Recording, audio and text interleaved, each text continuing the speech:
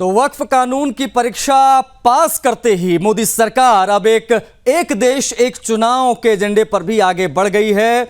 आपको बता दें कि एक राष्ट्र एक चुनाव पर संयुक्त संसदीय समिति यानी जेपीसी की अहम बैठक सुबह 10 बजे से जारी है जो शाम 5 बजे तक चलेगी। इस दौरान बहुत सारी चीजें नोटिसेबल रही, लेकिन ये जो तस्वीर आप देख पा रहे हैं इसमें आपको बांसी स्वराज जो कि नई दिल्ली से भारतीय जनता पार्टी की सांसद है, वो बैग लेकर पहुंची। बैग में नेशनल हेराल्ड लिखा हुआ है और नेशनल हेराल्ड लिखे हुए बैग के माध्यम से बांसुरी स्वराज ने प्रियंका गांधी को जवाब दिया है। ये आप तस्वीरें देख सकते हैं, प्रियंका पर बांसुरी का ये शंखनाद। बता आपको ये दें, शीतकालीन सत्र के दौरान प्रियंका गांधी वाड्रा अपने बैग पर फिलिस्तीन लिखा हुआ एक स्लोगन लेकर गई थी, जिसके बाद वो काफ़ी ज़्यादा सुर्खियां बटोर रहा था। कांग्रेस ने अपना समर्थन दिया था फिलिस्तीन को, और अब जवाब में बांसुरी स्वराज जो कि नई दिल्ली से सांसद हैं, दिवंगत नेता सुषमा स्वराज की सुपुत्री हैं, उन्होंने अपने बैग पर नेशनल हेराल्ड की लूट लिखकर कांग्रेस को निशाने पर लिया है। देखिए, शाम 5 बजे तक ये बैठक चलेगी। इस दौरान कई जाने माने कानून विशेषज्ञों की बातचीत भी की जाएगी। अगर हम बैठक की बात करें तो ये बैठक कई मायनों में महत्वपूर्ण इसलिए बताई जा रही है। आपको बता दें कि एक राष्ट्र एक चुनाव पर जेपीसी की बैठक में भाग लेने के लिए संसद पहुंची। इस दौरान उनके हाथ में जो बैग था वो हम आपको दिखाई रहे लगातार, क्योंकि बांसुरी स्वराज ने साफ तौर पर कांग्रेस पार्टी पर यहां हमला बोला है। इन तस्वीरों के माध्यम से भारतीय जनता पार्टी कांग्रेस को नेशनल हेराल्ड केस को लेकर लगातार घेर रही है, और इसी क्रम में बांसुरी स्वराज ने भी प्रतीकात्मक तरीके से अपनी बात रखी है, जिस पर बांसुरी स्वराज ने कहा है कि यह पहली बार है कि लोकतंत्र के चौथे स्तंभ यानी मीडिया से भी भ्रष्टाचार जुड़ गया।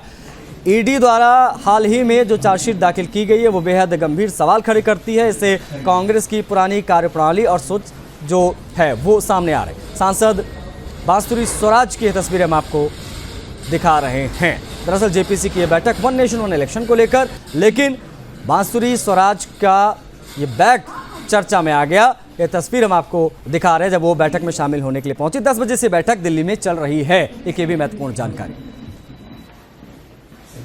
आप ये देखिए, ये पहली बार हुआ है कि डेमोक्रेसी का जो 4th पिलर है, चौथे स्तंभ यानी मीडिया को लेकर भी भ्रष्टाचार हुआ है।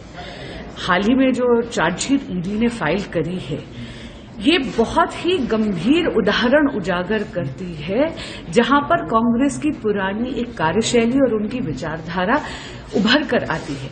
वो सेवा की आड़ में सार्वजनिक संस्थाओं को अपनी पर्सनल जागीर बढ़ाने का एक औजार बना लेती है।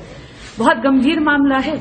2000 करोड़ रुपए की संपत्ति कौड़ियों के भाव मात्र 50 लाख रुपए में यंग इंडिया लिमिटेड कंपनी ने हड़प ली। और ये यंग इंडिया लिमिटेड कंपनी जो है, ये नॉट फॉर प्रॉफिट एक ऐसी कंपनी है जिसका स्वामित्व यानी उसकी ओनरशिप 76% जो है वो गांधी परिवार की है। और इसीलिए आज के दिन कांग्रेस पार्टी की और कांग्रेस के शीर्ष नेतृत्व की जवाबदेही बनती है, न केवल इस देश की जनता को बल्कि 25 अप्रैल को कोर्ट के समक्ष भी। स्वराज जी स्वयं के सम्मानित नेता, कल वो बताए ना लूट कहाँ हुई है, कोई मनी ट्रांजैक्शन नहीं हुआ है। और नेशनल हेराल्ड, मैंने कहा कि गांधी शब्द से न केवल अंग्रेज डरते थे बल्कि भारतीय जनता पार्टी भी डरी हुई है। और जो चीज ऑलरेडी क्लोज हो चुकी है, पहले भी इस पे सारी चीजें आ चुकी है, क्लियर हो चुकी है, कोई मनी ट्रांजैक्शन नहीं हुआ है, तो फिर इस प्रकार आरोप क्यों? मैं समझता हूं मुद्दों से भटकाने का इनका एक कुत्सित प्रयास है, और कहीं न कहीं कांग्रेस के साथ साथ गांधी फैमिली को यह बदनाम करने की इनकी एक कुत्सित प्रयास है, मैं यही कहना चाहूंगा। देखिए, ये सब इनके नाटक चलते रहते हैं। नेशनल हेराल्ड का केस बिल्कुल साफ सुथरा सिंपल है। पहले भी इसकी ओनरशिप कांग्रेस के नेतृत्व की, हमारे शेयर होल्डर्स की थी, अभी भी वही है। कंपनियां आपस में शेयर होल्डिंग बदलती हैं, नाम बदलती हैं, और नॉट फॉर प्रॉफिट कंपनी है। उसमें क्या ये दिखाना चाहते हैं, क्या नहीं दिखाना चाहते, ये जाने। और अब तो खैर वही कोर्ट के सामने है, कोर्ट की लंबा चलेगा, कब आता है निर्णय कब नहीं आता है, तो उसमें देखेंगे इतनी इनकी जल्दबाजी क्या हो रही है। और अगर कितने पैसे में क्या खरीदा गया ये पूछा जाए तो फिर तो सवाल वो भी बनते हैं ना कि एयर इंडिया क्या कीमत पर आपने टाटा को बेचा, और अगर एयर इंडिया की पूरी संपत्तियां देखी जाए तो उनकी क्या कीमत थी।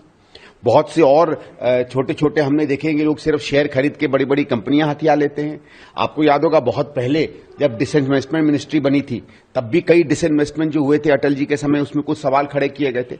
मैं ये नहीं कहता उनका जवाब सही है गलत है, भ्रष्टाचार है कि नहीं है। देखिए, आज जो बैठक है इसमें सुप्रीम कोर्ट के पूर्व न्यायाधीश हेमंत गुप्ता जी और जम्मू एंड कश्मीर और राजस्थान के पूर्व मुख्य न्यायाधीश एस.एन. झा साहब और सुप्रीम कोर्ट के पूर्व न्यायाधीश डॉक्टर B.S. चौहान जी, जो कि 21st law commission of India के चेयरमैन भी रह चुके हैं, और लीगल लुमिनरी और सीनियर एडवोकेट और राज्यसभा के मेंबर डॉक्टर अभिषेक मनु सिंह भी, ये सारे जो हैं आज इंटरेक्शन के लिए आएंगे और जो भी क्लैरिफिकेशन होगा मेंबर्स का, उनसे क्लैरिफिकेशन करेंगे। देखिए, वन नेशन वन इलेक्शन इस देश के संविधान का मूल मंत्र है। जब भारत आजाद हुआ तो उस समय पे 1952 से लेकर 1967 तक एक देश एक चुनाव की पॉलिसी पर ही काम हुआ।